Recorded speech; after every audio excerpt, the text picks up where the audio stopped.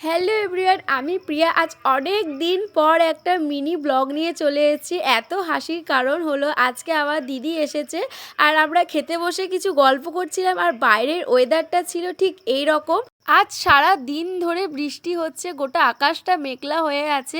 আর মা আজকে বানিয়েছিল গরম গরম খিচুড়ি আর টক। আমার লেগে একটা চকলেট এনেছে, দে তো। মোটেও না, ভিডিও করছি বলে চকলেটটা দিল। খাওয়া দাওয়া কমপ্লিট করে একটু ছাদে গিয়েছিলাম আর গিয়ে দেখি আমাদের এই বেলি গাছটাতে কত সুন্দর ফুল ফুটেছে, তাই একটা ছিঁড়ে কানে নিয়ে নিয়েছিলাম।